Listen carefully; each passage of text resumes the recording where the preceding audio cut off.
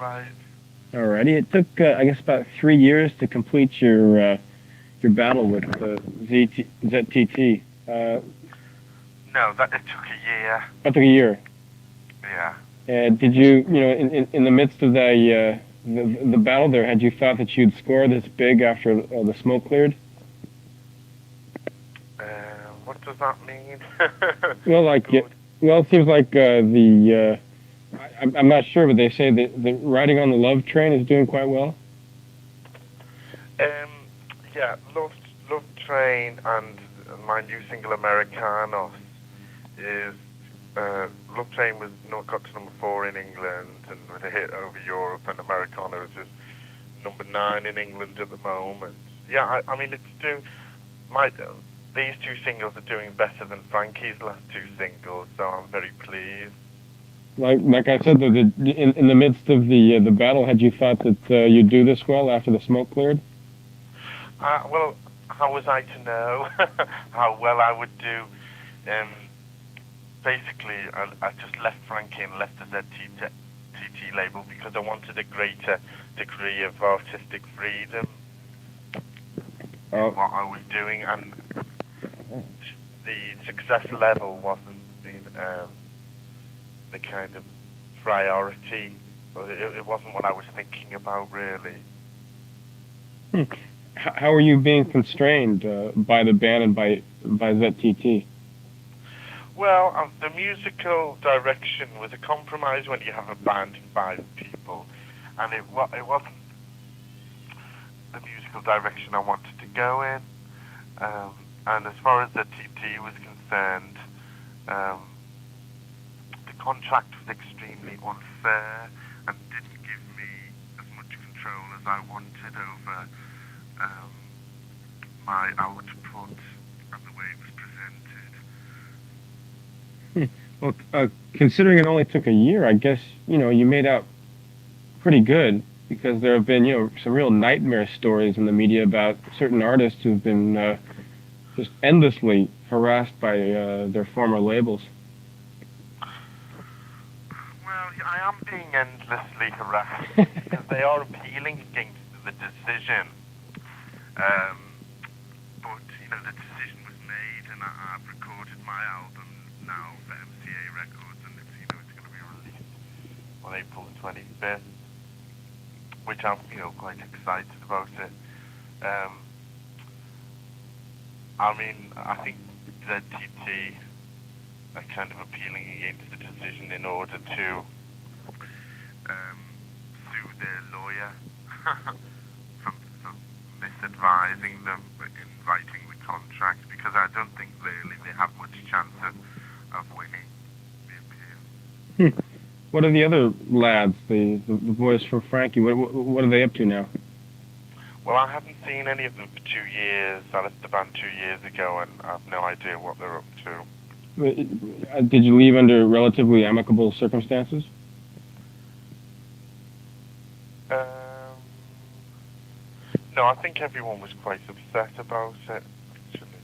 So it wasn't, unfortunately, it wasn't that amicable. But then again, that wasn't my fault, really. I mean, I offered to kind of remain a member of Frankie Goes To Hollywood and go and do my solo album, then return, but I don't think really that they were into that. What do you think their major objective was? Or a major objection. I'm sorry. What was the major I objection? don't know. I think you better ask them that. Uh-huh. Did you think they felt threatened by your possible success on your own? I don't know really how they felt. It wasn't communicated to me very clearly. Mm-hmm. One reason why I asked these questions here, there's actually a question here about how you guys were, rather than journeyman musicians who just happened to get together and form a band, you were just seems like average guys from Liverpool, or such wasn't the case. Well, it depends what you call average. I've never considered myself average. Maybe they are average. musicians from Liverpool, but I'm not. So there was always two different levels within the band, huh? Well, no, I wouldn't say that. You know, we're all human beings. We just had different musical tastes. Uh-huh. I think ultimately that was it. Uh-huh. That's why I felt I didn't want to continue with them, because they wanted to go into more of a rock direction, and I'm interested in very rhythmic dance music. Mm-hmm. It just wasn't going to work out. No, it just wasn't going to work out. Hmm. Hmm. I mean, I just wanted to leave. Mm-hmm. Love Train, according to the question here, sounds rather risque. The title, but it's kind of presented in a rather orthodox manner. Again, quoting what's written here in the question. I suppose the idea of ZTT style media hype was the last thing you wanted to try. Well, I'd spent kind of, 4 years answering questions on so-called media hype around Frankie Goes to Hollywood, but I think the media were more responsible for that than we were. Personally, that's how I feel about it. They pounced on aspects of Frankie Goes to Hollywood that they felt was sensational. Um, I don't think a great deal of manipulation was necessary on our part to do this. I mean, it wasn't, as far as I'm concerned, a conscious effort. I don't know. You guys seem like you were kind of fanning the flames, though, as it were. I think we were just behaving in the, in the way that any young people who would behave in thrust when that kind of fame would be thrust upon them. Hmm. Well, it seemed like there was, the whole thing was rather sensational, though. Especially the approach to the first couple of videos. I think we were just having a good time.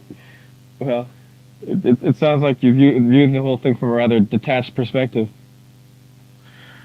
Well, of course I feel quite detached from it now because, it was 5 years ago, in my life.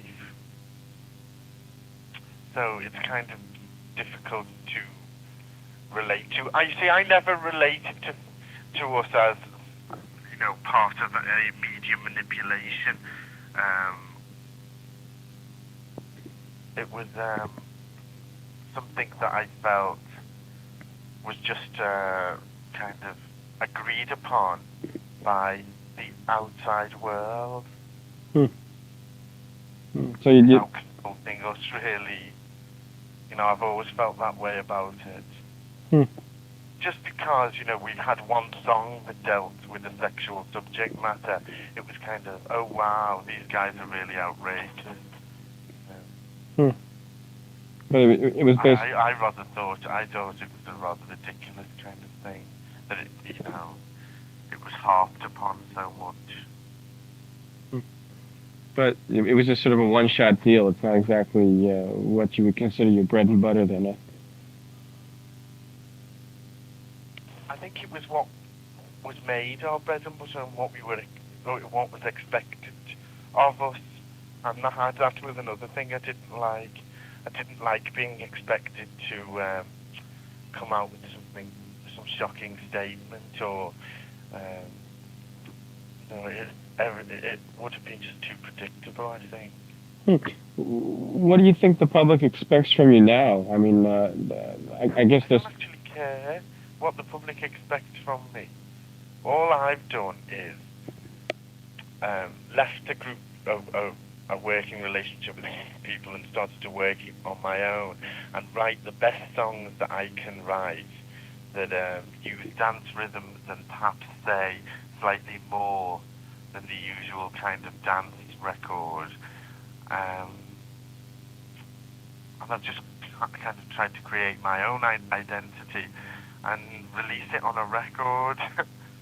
I feel that's what I've done, and I don't really care what people expect of me.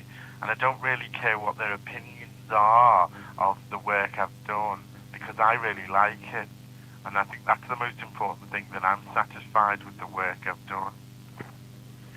What kind of feedback have you got from your fans? Well, it's all been very positive, which is very nice. Um, you know, I think that a lot of new people who weren't kind of fans of Frankie Goes to Hollywood have kind of written to me, and some of the people who were like Frankie Goes to Hollywood too. So that's quite gratifying, really. How about the press? How have they been treating you? Um, well, that's difficult to say. I mean, I don't do many interviews over here. Um, I think it's kind of been mixed reactions, you know. One week, the enemy loves you. The next week, the enemy hates you. Um, it's kind of difficult to say what the press reaction has been, as the album has not yet to be released. And the press reaction doesn't really concern me either. Hmm. But then again, I guess because of the so-called media hype, that the press tends to be rather cynical. I guess they view you with a rather jaundiced eye. I don't give a shit how they view me. It's as easy as that. It's just as long as the record sells. Well, I think it's important that it sells. I mean, I feel then that all the hard work wasn't for nothing. So that's the ultimate justification then, the sales. To a certain degree, that it means that those records are giving people pleasure and enhancing their lives, and that's great. I mean, that's all that matters, doesn't it? It doesn't matter it doesn't matter a critic's opinion of the record.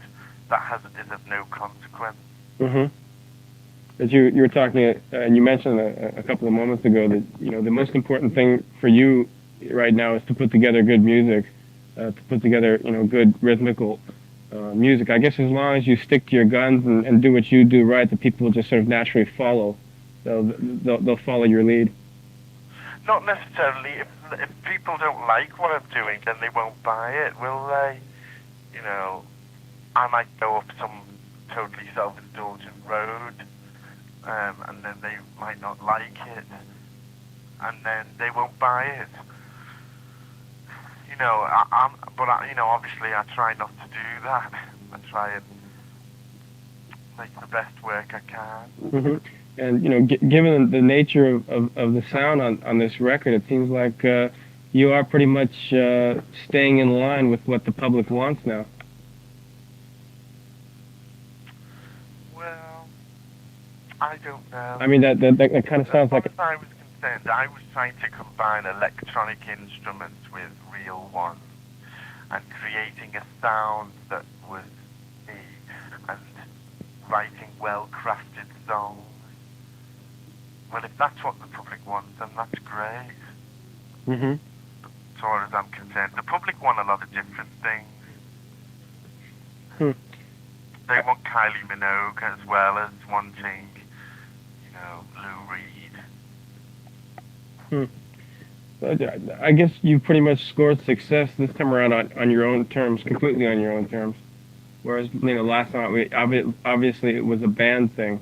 There was also the momentum of ZTT at the time. Is the success completely? Well, ZTT didn't really have a momentum on its own. Frankie Goes to Hollywood was the only successful act on that label. Right.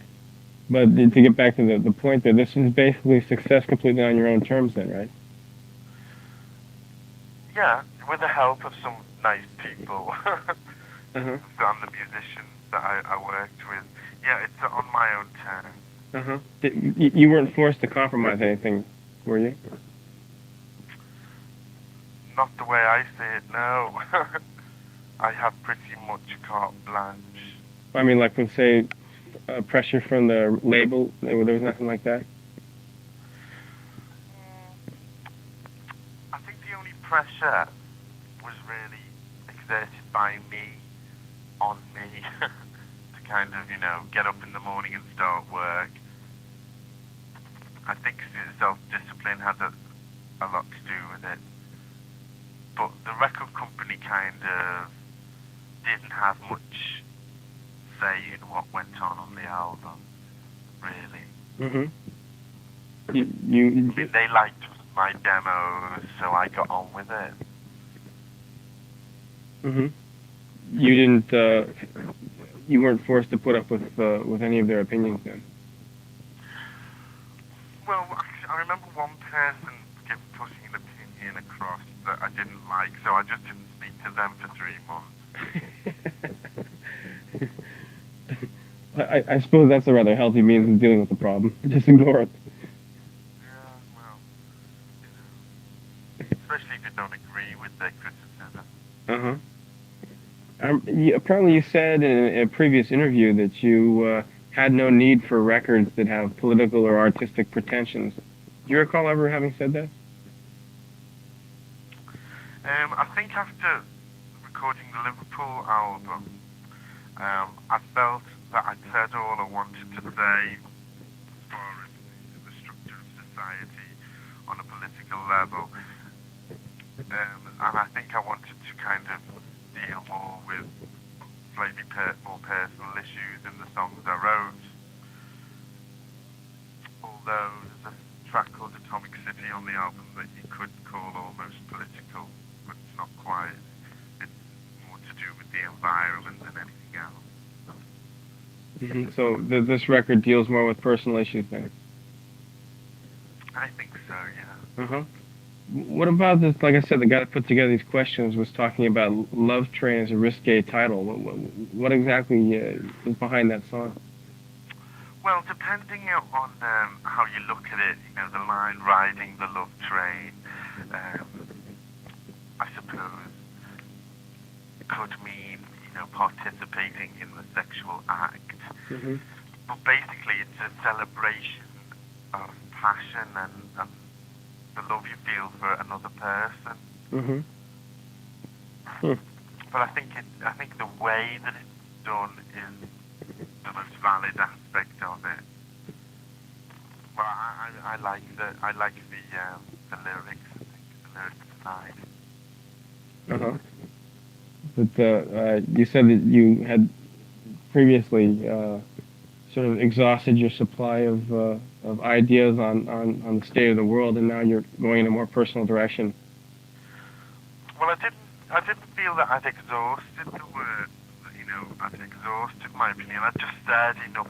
I just said what I wanted to say.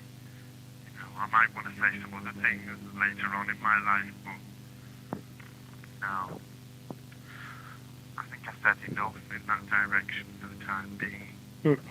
There's a rather interesting comment here about how it seems like the Acid House uh, movement and Stock Aitken Waterman are kind of carrying out what Frankie Goes to Hollywood originally suggested. That is, in musical terms. Is that a valid observation? I think that is a valid observation. Although I think Stock Aitken and Waterman, on some of their earlier things, were carrying out what was suggested by Frankie Goes to Hollywood, but now they found a complete formula that is quite removed from what Frankie did. I think their kind of I think their main intention is to get records into the top 5 positions in the chart. And I don't think that really has ever been my main intention. Hmm.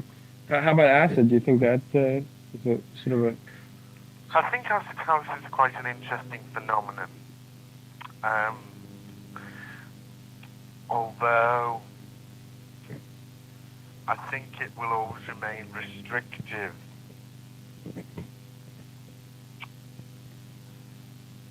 because of the kind of tonal disharmony it uses. It doesn't create a feeling of well-being for the listener. It's a disturbing sound. And some of it's good, and some of it's absolutely appalling. Hmm.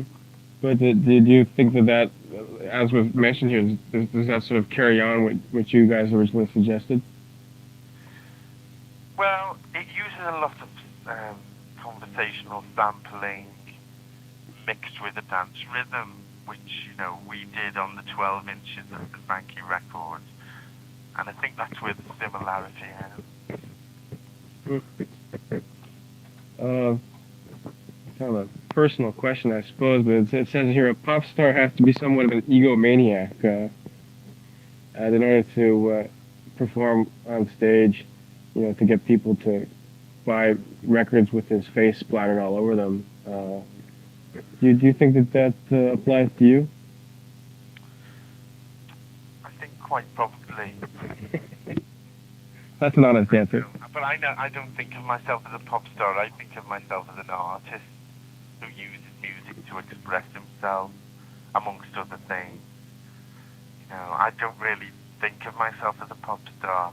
I'm a bit more pretentious, I suppose, than the average pop star. Mm-hmm. Do you find that creates problems in the daily routine? In that you want to, I guess, as an artist, you want maybe a little more respect than the average person is willing to afford you. No, I don't. I don't really care about having respect from other people. As long as I've got self-respect, that's all that matters. Mm-hmm. But how about when you look at, say, other artists? Can you see them suffering, from that sort of desire to stand out, to be different from the rest of the crowd? Well, see, I think critical acclaim does much more damage than to the artist than when the critics don't like them. I think it kind of induces a kind of self-satisfaction in that particular artist, and they become a bit of a parody of themselves usually. When the critics don't like them. And then when the critics like them, Mm-hmm. they tend to become a bit self-satisfied. Mm-hmm. I'd rather not any of the critics like me. You don't want to become a darling of the media, eh? Not particularly, no. I mean, I think that, I don't despise the media, although sometimes I despise its kind of techniques. What exactly do you mean? Well, building up certain artists when they have a small degree of success, and then when they sell a few records, they start criticizing them, and it's like a game they play, and it's not really relevant. But then again, that's how it is in England anyway. and it's all rather cut and dried, though. You know what's going to happen before it does, because they seem to treat everybody the same way. Yeah, there's a few people they don't treat like that. There's certain people who will always remain credible in the eyes of the music journalists. Mm-hmm. People like Tom Waits. People who aren't successful enough to be, a part of the mainstream. But obviously you're not within that select circle. No, I think I'm too successful to be critically acclaimed. But apparently you stated, I guess, in a recent interview that you were envious of Sting's position. Now, that's strange. But a couple of people have asked me that question. Mm-hmm. But I don't think I quite said that. Uh-huh. What it says here is that you were envious of his, he's able to go off and act or go off and make statements, and also at the same time perform the music he wants to perform. Yeah, I think that is a good position to be in for him. Mhm. but I wouldn't say I was envious of him. Hmm. Hmm. You know, I mean, uh, Sting. I'm not a Sting fan personally. I don't like the kind of music he makes. Uh huh. You know, it kind of. I'm not really envious of him. Huh. How could your own situation be improved? What would you like to see your position be? My position's fine, actually. I get to do what I want, which is all right. You know, I wish I had a bit more time to paint. That's all. Yeah, I like painting, Mhm. and I wish I had more time. Hmm. Why don't you spend more time painting? Well, that's when my music suffers. But does it really take that much time to put together a record? Well, it takes a lot of time to put together a good one. Uh huh. But I mean, once the I mean, you record. have to be quite obsessional and dedicated to it. Uh huh.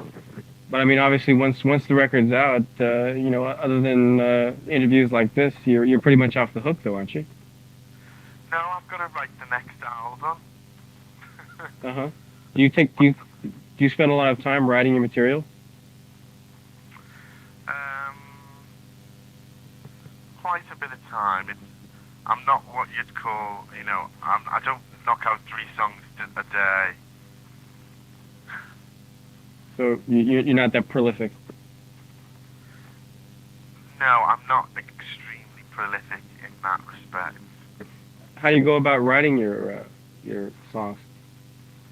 Different ways. Sometimes I just write them with an acoustic guitar, and sometimes I use a computer sequencer and create, a bass line and some drum patterns, a rhythm, and a chord pattern, and I'll sing over that piece of music.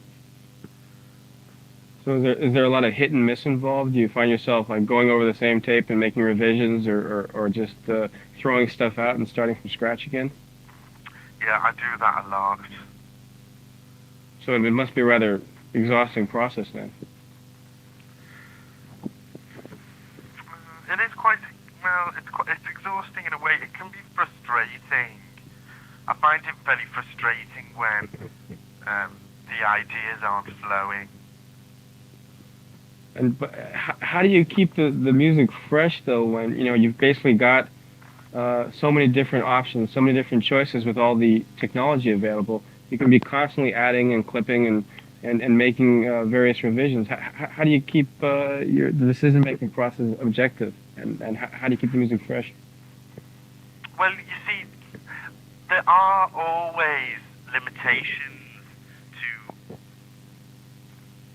to A, your physical playing ability, and B, the amount of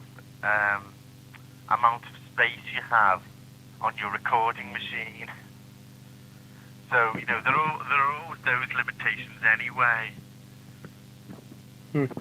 What technological developments have you made the most use of? Well, basically, sampling and computer sequencing. I think. Hmm. Hmm. Did it take you time to like master that stuff, or did it come rather natural to you? No, it took time. I think it takes everyone time. I've been working on this computer now since about November '87, and I still feel I've got a lot to learn about it. Hmm. Hmm.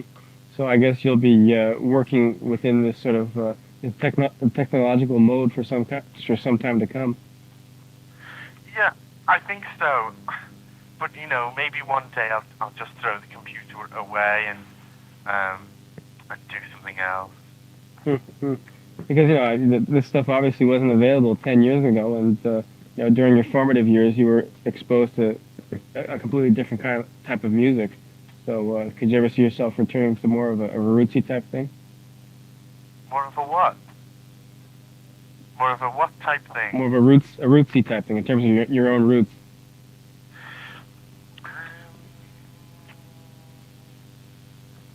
Quite possibly. I don't know. Uh-huh. I never know what I'm gonna do next, do you? Sometimes I do, sometimes I don't. I never know. Says here that some of the indies artists will blame their relative lack of success on the public. You know, they'll talk about the public being daft and sort of take the public for granted. Take that is the intelligence of the public. Have you ever felt that you're not being correctly understood or appreciated?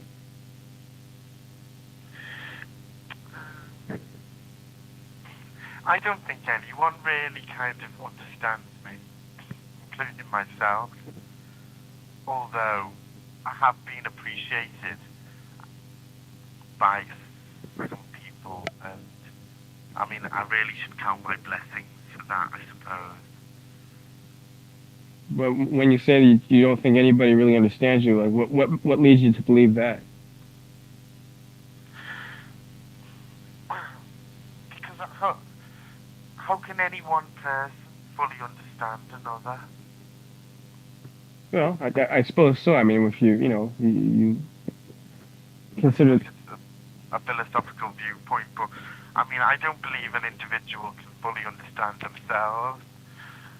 And isn't that what makes people attractive? The mystery. Hmm. Hmm.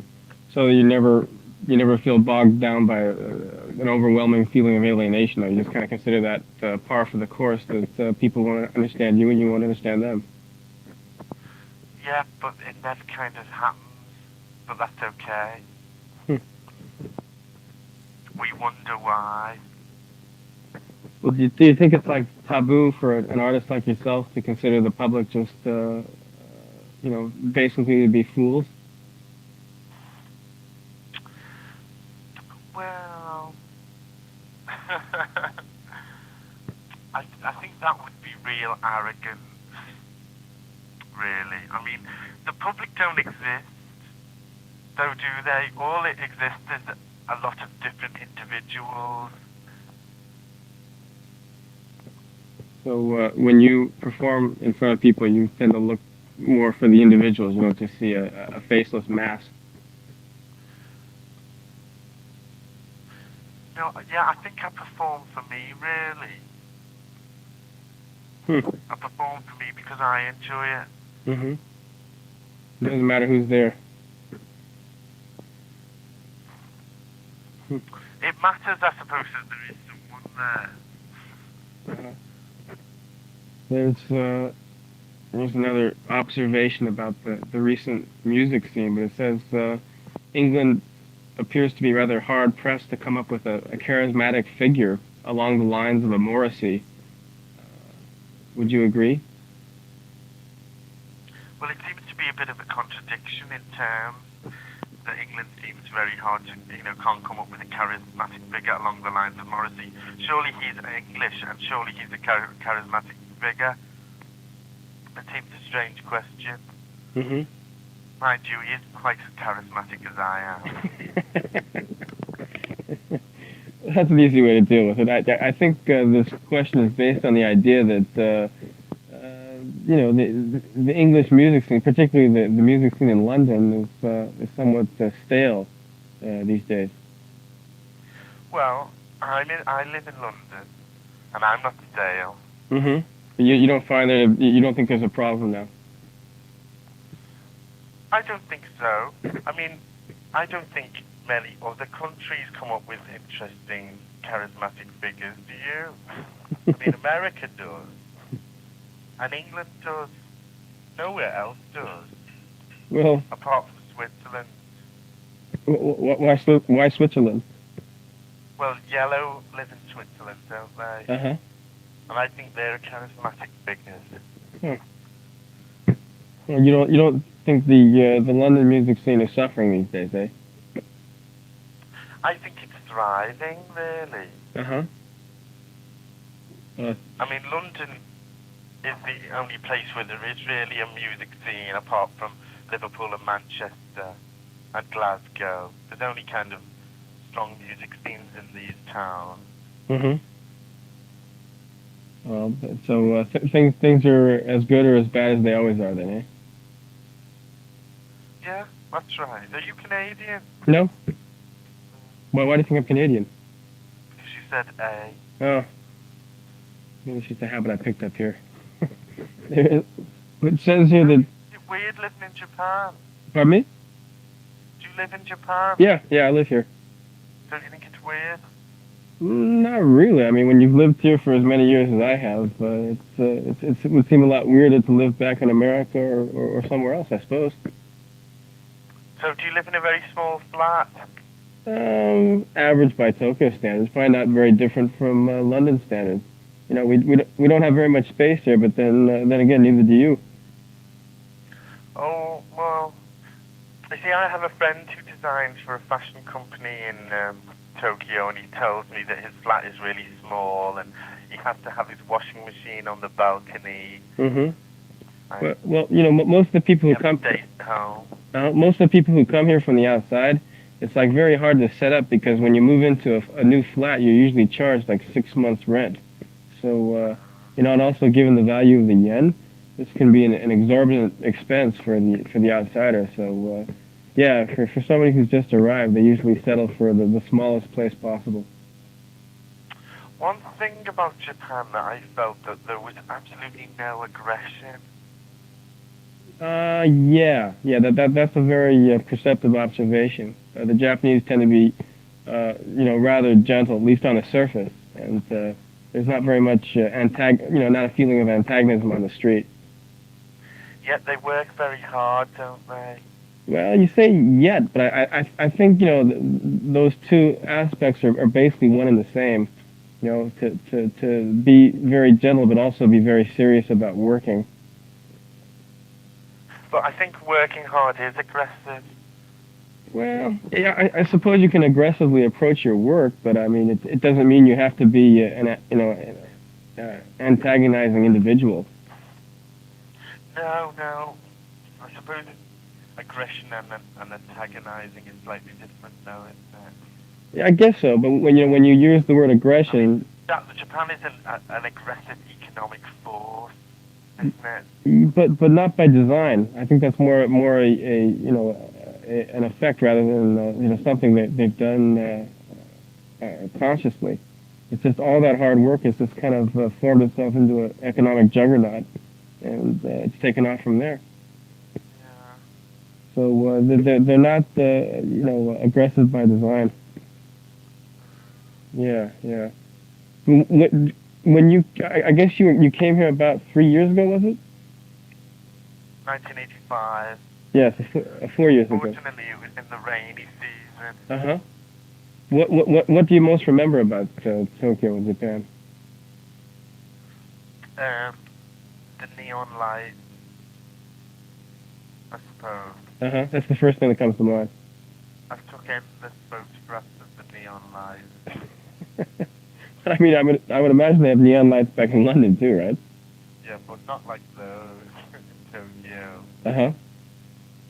So excessive neon lights, that's what comes to mind.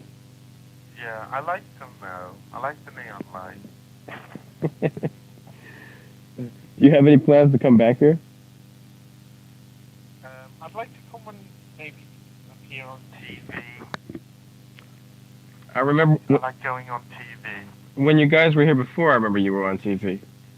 Yeah. I quite like Japanese TV. Uh-huh. Actually, there's one last question here on the list that I was supposed to get to. George Michael once commented that being the subject of so many photos was starting to make him feel somewhat feminine or effeminate. He felt the need to look very pretty. Uh, have you ever felt the same way? Well, it can play tricks. I mean, makeup is the strangest thing. You know, getting that right so it doesn't look too overdone. That is quite a difficult idea. But I don't think George Michael should worry about looking pretty. How about in your own case? Yes, I think sometimes I look too pretty, but that's because the makeup's wrong. Uh-huh. Isn't that rather, wouldn't that be rather dangerous in a place like Liverpool? Well, I wore a lot of makeup in Liverpool, and people didn't like it very much, but I didn't find it too dangerous. I only ever got physically attacked once for wearing makeup. Was I was, think. was that by street toughs? Sorry? By a group of street toughs or something like that? That kind of thing, yeah. Uh-huh. But I yeah. think it only ever happened once or twice in the kind of,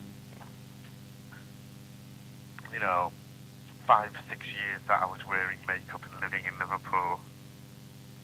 Mm-hmm. Do you look back at Liverpool with scorn, as a place you sort of left behind, or is there a soft spot in your heart for it still? Oh no, I love Liverpool. I love to visit it. Mm-hmm. I don't get to visit it enough. I have friends and family who come to London to visit me and stay here, and I always feel like I miss Liverpool. But I think it'd be a bit of a backward step for me to move back there. I want to live, maybe in another country rather than England. You're talking about aggression a second ago, but most people say that Liverpool is a very aggressive town. There's a lot of feeling of sort of tension on the street. I think Liverpool people can be aggressive, yes. I don't know about tension on the street so much. There's a lot of shoplifting. Mm-hmm. What do you... That's not really tension, is it? No. What do you miss most about Liverpool? Shoplifting. Of course. Silly question. No, seriously.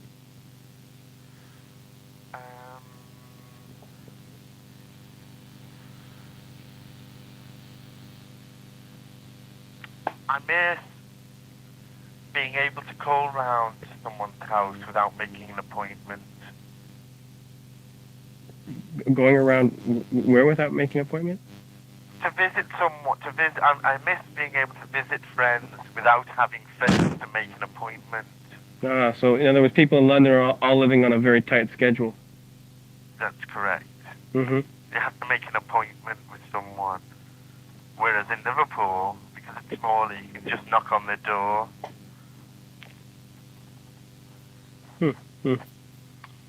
Well, all right then. I think I've exhausted my supply of questions. Is there anything you'd like to mention before we let you off for the day?